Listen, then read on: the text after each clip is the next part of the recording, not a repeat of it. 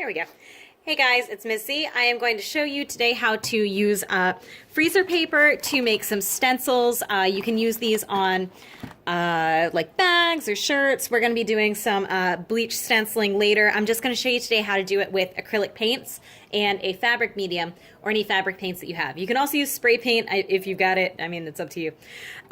So first thing you want to do is you want to take your freezer paper, which you can find anywhere in the aisles with things like aluminum foil, plastic wrap, that sort of thing, at like Walmart and some grocery stores. It's used a lot for crafts and different things, and apparently mailing, which I don't know why you would do that, but whatever. So it has two separate sides. We have the shiny side here that has a plastic coating on it, and we have the dull side, which is pretty much just paper. This side is where you want to do your drawings or whatever on, and you want to have it plastic side down, because what we're going to do is we're going to use an iron to melt the plastic a little bit, which is going to kind of fuse into the fibers of your fabric and stop paint from getting in there. Now what I already have prepared is I have a stencil that says, "Yes, dogs on the moon." I'm not sure if I want to fill in the O's yet or not.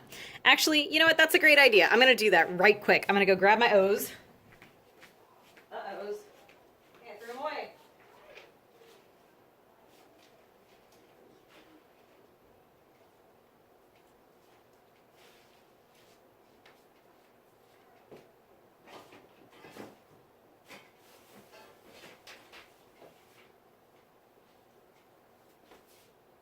Here we go. All right. Oh my gosh.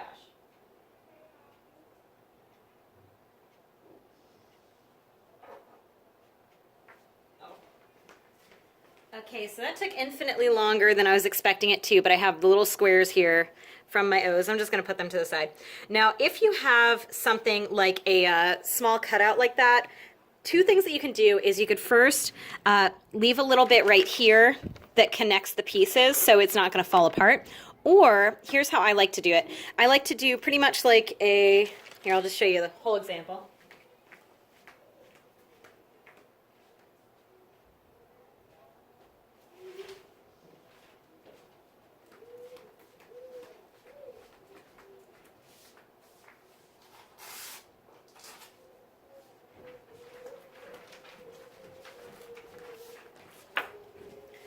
So for something where you're going to be cutting out any artwork where something is going to be floating, so we want to keep the white and get rid of the black here.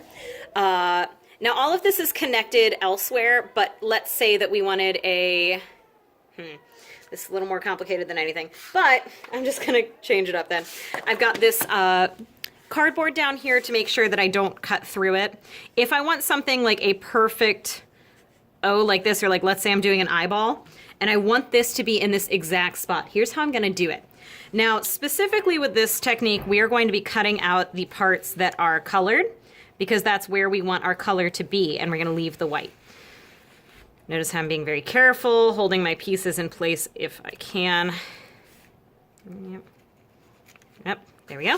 So I've got the middle cut out. Next, what I'm going to do is I'm going to cut almost everything out but leave a small piece that kind of connects the two. Now, some people will just leave a little line to connect everything.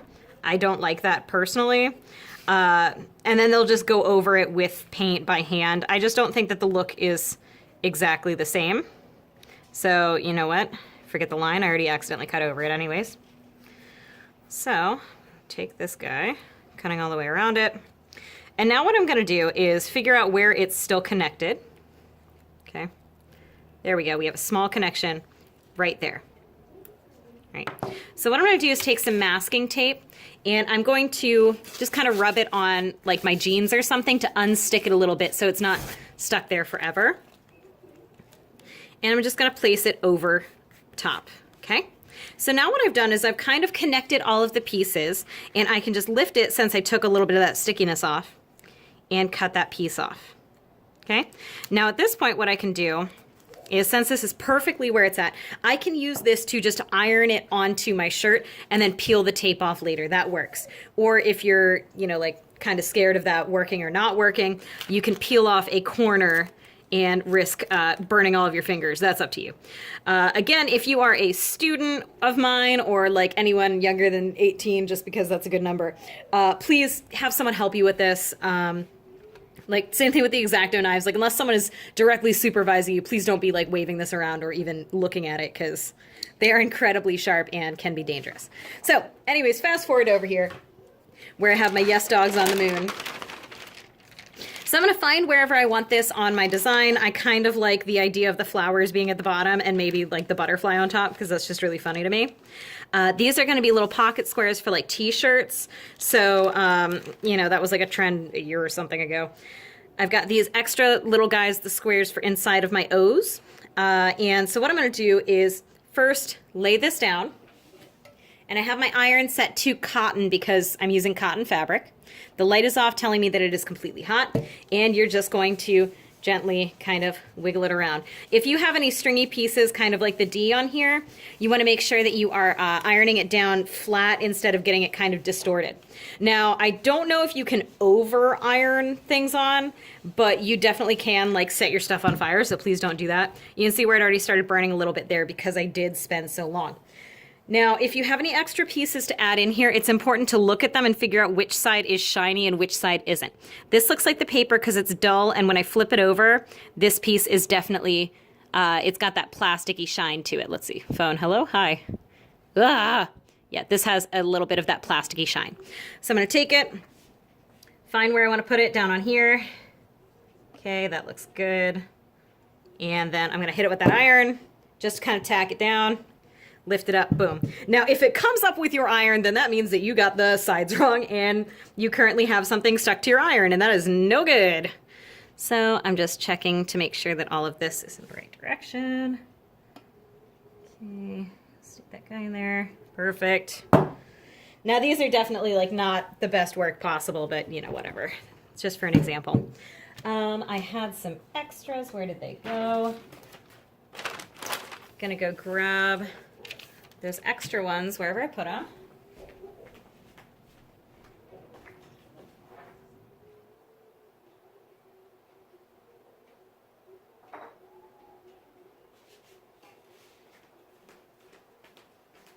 And hopefully I'll have the kindness and willpower to cut all this extra stuff out. Or at least like post loading it for the first time, I'll go back with some more detailed stuff.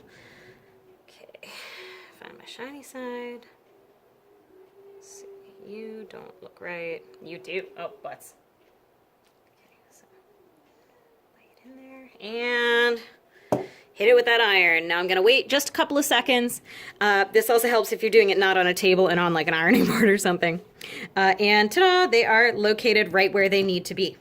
So I'm going to turn my iron off for safety, just like I put the lid on my X-Acto knife. Move the iron incredibly far away from me because knowing me, I already know that I'm going to destroy myself if I don't. And next what I'm going to do is I'm going to get a cup, a paintbrush, and my medium here. Now I have textile medium. What this does, it helps makes your acrylic paint more flexible. It's important that you use acrylic. If you don't, then what's going to happen is it's probably going to wash off because acrylic's the only paint really for the job. You want to mix 2 parts acrylic paint to 1 part of your textile medium. So it's pretty much just like 2 circles to 1 circle. I would love to mix these if I have enough, but I don't think I do. Okay. So I'm going to use half as much textile medium as I did with acrylic paint, mix them, and then I'm going to just kind of like pop it into my extra little places. Now this also is going to thin out your acrylic paint quite a bit, so you might need to do a couple extra coats. Shake everything up, make sure that there's nothing down at the bottom, no sediment, okay? And then I'm going to pour half in here compared to that. There we go, just about right. Mix it up. Make sure that everything is nice together. And then I'm just going to gently kind of sponge it on here. Now, even though we have the paper on here, it is still possible for things to kind of leak out underneath. So be careful and kind of use a sponging motion. But you do also want to make sure that you're not pressing hard enough that it's like distorting the fabric in any way. So just kind of like pat, pat, pat, pat, sponging. Really getting it in there. This is another time where it would have helped for me to put something underneath. If you were doing this on a shirt, or anything that has a back to it, you are definitely going to want to make sure that you have some cardboard inside. Otherwise, it's going to bleed through and all of your effort is going to be completely ruined.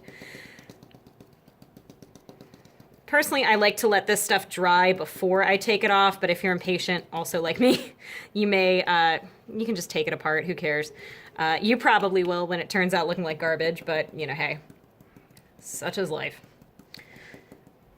So specifically for this project, and since it's really boring to watch me do this, I'm going to be taking this old sheet that I'm doing this on, and I'm going to double it up before sewing the sides to the pocket on there, just for extra durability, and so you can't really see through it, because otherwise I feel like it just looks cheap and like you didn't put the effort in. You can also use like paint in a spray bottle. We're also going to be doing like bleach with my art club, so we're going to water bleach down and put it in a little spritz bottle and use that for any of our darker fabrics. Just kind of grinding it in there, make sure I've got all my little holes. Now this is mostly dry. Move my cup out of the way, I can go wash my brush off. But when you peel it off, which is pretty easy, because it's just plastic, you will get to see your results that may or may not come off in many pieces, okay? And, ta-da! Now my one issue here, you might see that blob there. I realized I'd accidentally dribbled some of the, why can't I think of the name? The textile medium on there. And so that kind of blobbed under there because the fabric soaked it up and then it just kind of blurped out.